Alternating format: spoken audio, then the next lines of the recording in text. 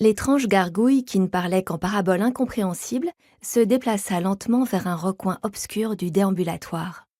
Là, entre deux chandeliers de fer, une toile d'araignée emprisonnait une mouche. Bourdonnement incessant. La gargouille agita son doigt de calcaire devant la mouche. Sa voix rocailleuse résonnait encore dans la cathédrale. « Bien fait. Je te l'avais dit, 1 fois, 1000 fois, prends garde où tu voles. Bon. » Elle se pencha pour mieux examiner la toile. « Ne bouge plus. Je vais te tirer de ce piège. » Elle ne l'en tira pas. Elle continua à gourmander le pauvre insecte sur les dangers du vol. Si la mouche avait été pourvue de raison, elle aurait pu conclure que mieux valait mourir mangée par une araignée plutôt que de subir les attentions de cette gargouille-là. Mais la mouche n'étant pas douée de parole, elle ne se plaignit pas. Elle continua de bourdonner et la gargouille de parler. C'est ainsi que je pus glisser du banc que je dépoussiérais et filer voir le roi monter sur la colline. Je courus dans la nef, mes pieds nus sur les dalles, et voilà que je sortais de la cathédrale et que m'accueillait le soleil couchant. Le voile de mousseline devant mes yeux filtrait sa lumière. La cour de Gravillon était vide. L'heure de la fin des visites approchait. Les seules silhouettes visibles étaient celles de 5 statues de calcaire, 5 figures au visage encapuchonné. Elles atteignaient presque 10 travées de haut, leurs bras antiques écartés en signe de bienvenue. Les 5 étaient identiques, à l'exception de leur main gauche, chacune étreignait un objet différent. L'une tenait une pièce, l'autre un encrier. L'une portait une rame, une autre un carillon.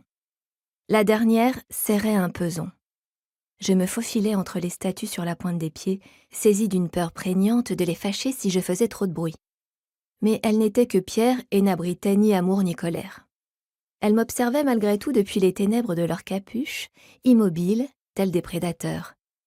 Je le sentais, tout comme je sentais peser sur mon dos les yeux de vitrail de la cathédrale d'Essling, silencieuse, ancienne et désapprobatrice. Je me dépêchais. Le gravier laissa place à l'herbe, la pierre à un verger d'arbres tourmentés. C'était la fin de l'été. Des pommes rouges sans s'agglutinaient le long des branches. Je tendis la main au-dessus de ma tête et en arrachai une sans ralentir mon allure. Quand je sortis du verger, un long mur de pierre s'élevait devant moi. Sur celui-ci, 5 jeunes femmes attendaient. Elles et moi portions la même étoffe pâle, leurs yeux cachés sous une mousseline identique.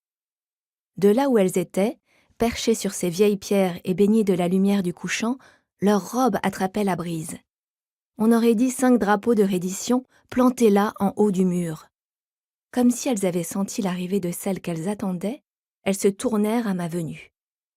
La plus grande qui m'avait saluée à ma sortie de la cathédrale et sifflé « Bon sang, c'est le roi !» plaça ses mains en coupe devant sa bouche et cria « Vite !» Je coinçai la pomme entre mes dents et plaquai mes doigts calleux sur les vieilles pierres. De 12 travées de haut couverts de lichen, le mur était dur à escalader. Mais 10 ans d'entraînement transformeraient quiconque en maître, et ces pierres étaient devenues un adversaire bien familier. Je me hissai. Les femmes me firent une place, et je lançai une jambe de l'autre côté du mur. « Vous êtes sûr que c'est lui ?» 2, je ne connaissais pas son nom, seulement son numéro, grande et solennelle, pointa son doigt vers le paysage.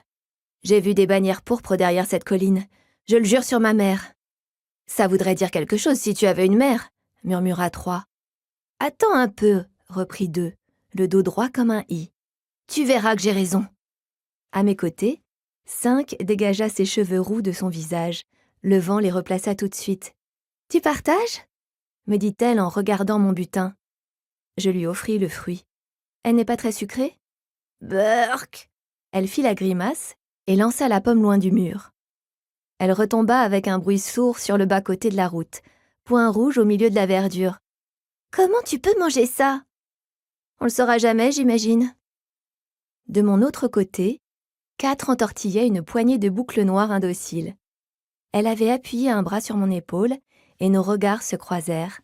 Du moins, je le supposais. C'était impossible avec ce voile qui leur couvrait le visage du front au bas du nez de savoir exactement où leurs regards portaient. Je ne connaissais pas leur nom et je ne connaissais pas la couleur de leurs yeux. Je ne connaissais pas la couleur de mes yeux non plus.